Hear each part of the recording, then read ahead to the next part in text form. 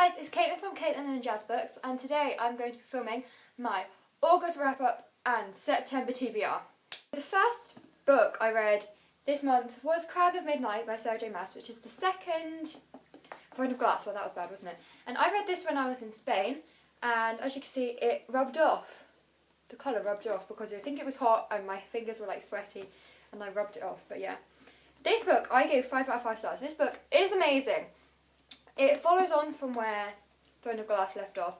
So obviously Celaena is now working for the king and she doesn't particularly want to be. So Celaena's like put to kill people by the king, but she's faking them. So because she doesn't want to kill for him. So she's trying to like make it look like she is killing them when she's really not. She's letting them get away. Yeah, it's really good. And the only thing I don't like about this book is that I don't like the shit that's going on right now. I liked her with who she's with in the first book, and then obviously she's not with him in the second book because she's with the other guy. And the whole time I was just sitting there like, no, Celaena, that's not who you're meant to be with. Get back to him. I don't like who she's with right now.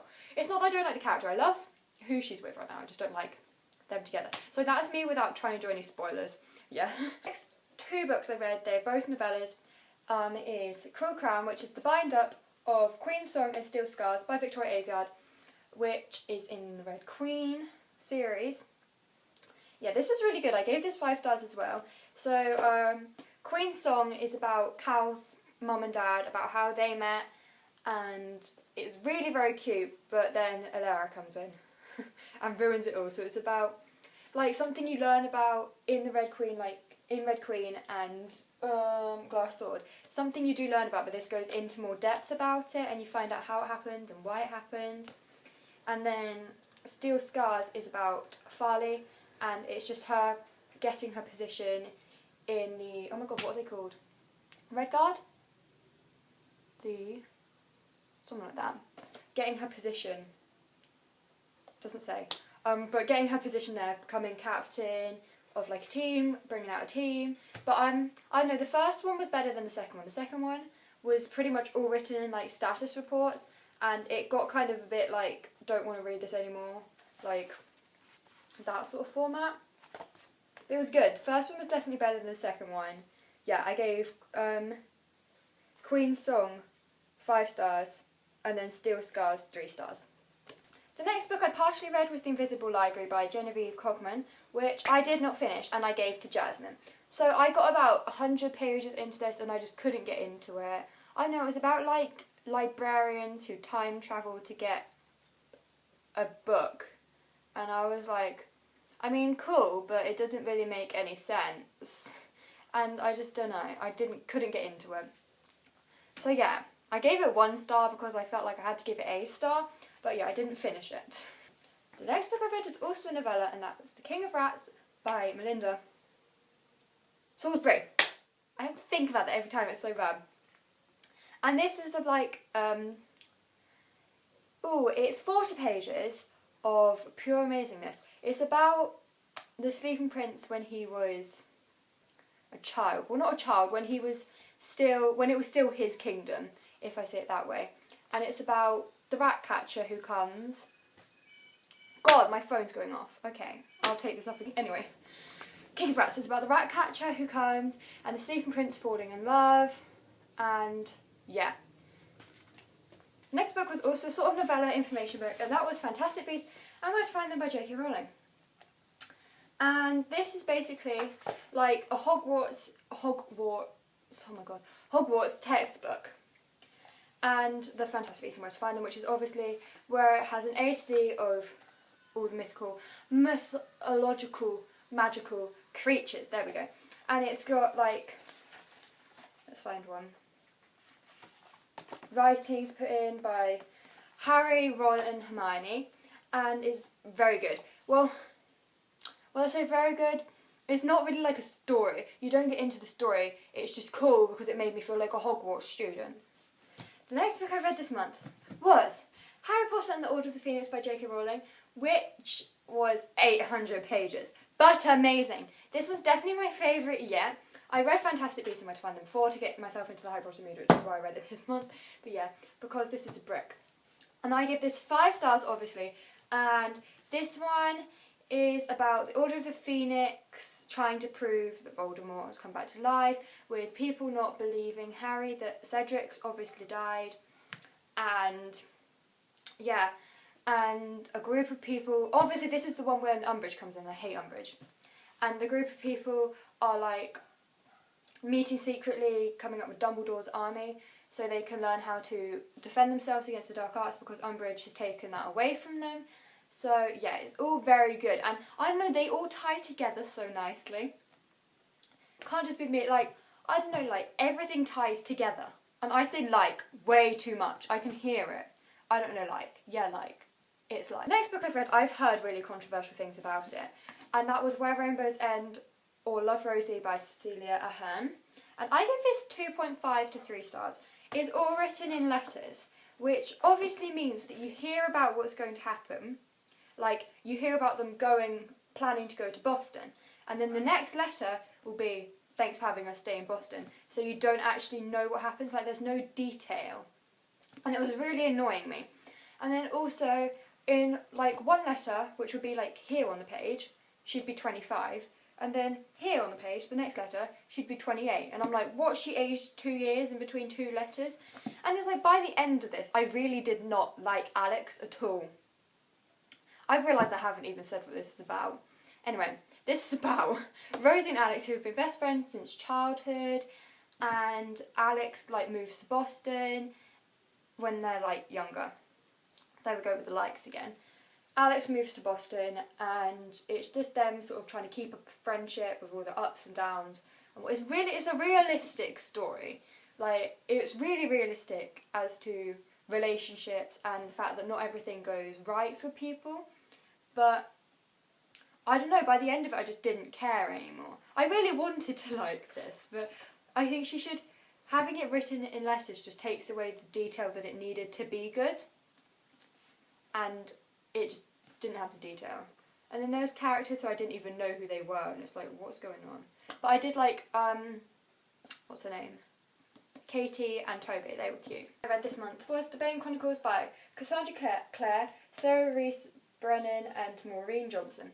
And these are obviously novellas, and in there are What Really Happened in Peru, The Runaway Queen, Vampires, Scones and Edmund Herondale, The Midnight Air, The Rise of Hotel de Mort, Saving Raphael Santiago, The Fall of Hotel de Mort, What to Buy a Shadowhunter Who Has Everything, The Last Stand of the New York Institute, The Course of True Love, and The Voicemail of Magnus Bane. This book, first of all, before I say anything, is actually gorgeous. Like, it has like the title bit, and then you turn the page and it has a little clip it and graphic like novel of it. And I was like, so pretty! But yeah, so I gave What Really Happened in Peru 4 out of 5 stars, and that one's about how Magnus got banned from Peru. The Runaway Queen I gave 4 out of 5 stars. And what's that one about? Give me a second. So this is why I'm not good with a bunch of these like things, because I forget what's in them, novellas even. Can't remember what it's about. Oh yeah, this was about, what queen was it? Oh, a queen, can't remember which one, who was being attacked and Magnus had to help her escape. About 50. Vampire Scones and Edmund Herondale, I gave 5 out of 5 stars because obviously Will's dad. The Midnight Air, 5 out of 5 stars, and underneath her, Heron Grey Stares My Heart. That one was a lot of Heron Grey Stares. My heart couldn't take it. So good. And then The Rise of Hotel de Mort, I gave 4 out of 5 stars. Saving Raphael Santiago, I gave 5 out of 5 stars because Raphael's one of my favourite characters. The Fall of Hotel de Mort, 4 out of 5 stars.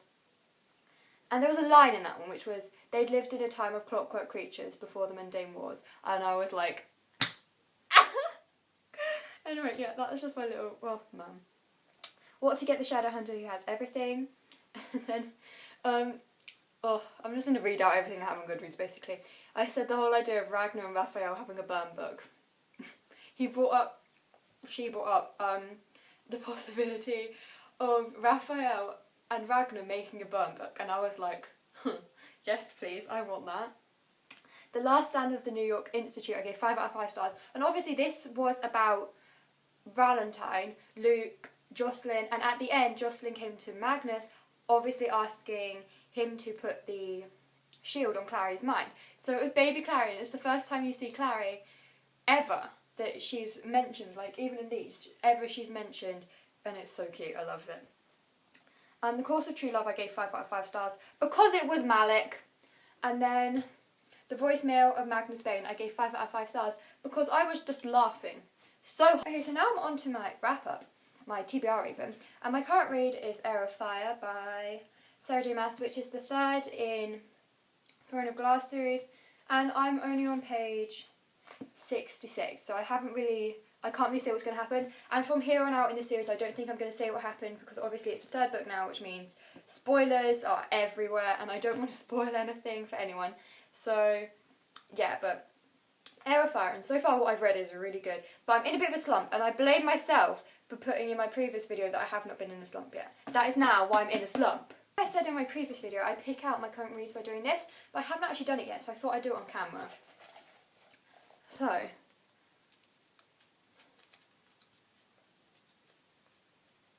cool. First book I'll be reading this month is Rebel of the Sands by Orwin Hamilton, which, from what I've just read from the back, is about a girl called Armani who doesn't want to live where she does because it says that it's not a place to be poor, orphaned and female, which obviously she is. And she dreams about getting out and finding the places that she's heard about. And then one day a stranger comes who she has no clue who he is because obviously he's a stranger, but he offers her a chance to escape and a chance to run, so she takes it. And it says, the desert plains are full of dangerous magic. The Sultan's army is on the rise and Armani is soon caught at the heart of a fierce rebellion. This sounds really good, and I've heard that she's also a sword slinger, which sounds really cool, and the cover is gorgeous. It's shiny and I just love it. So yeah, Rebel of the Sands is my first.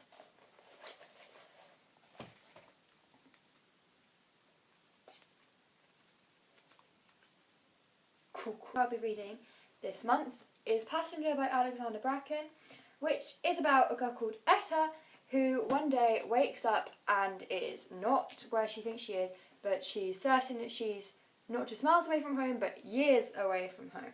So she's time travelled, because this is a time travel novel, which is exciting because I haven't read any of them before.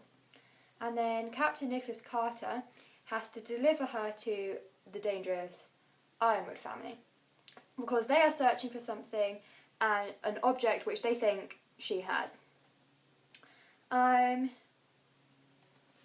But he gets drawn to her because, you know, there has to be a relationship. So that's the relationship that's coming out of this. And yeah, they go on a journey. It's dangerous apparently, across centuries and continents, piecing together clues left behind by desperate thieves. Yep, so it sounds really good. Time travel, trying to find something. So I'm trying to sort my hair because I've got like a knot in it. But it sounds really good. So passionate. I want to read another Harry Potter book this month, please. I've already read that. Why is that in there? I don't even have any Cassandra Clare books left. Why am I picking out Clockwork Princess? Maybe I put it into Rise to make sure I had a good chance of getting it. Harry Potter! The next book I'm going to be reading this month is Harry Potter and the Half-Blood Prince by J.K. Rowling. And I'm not going to explain what this is because I feel like this video is getting quite long and everyone already knows what this is. But I'm just going to take a minute to just marvel at the cover. And Draco. But yeah, super excited. And this one's not as long as the other one. It's not a brick this time. Praise. Praise.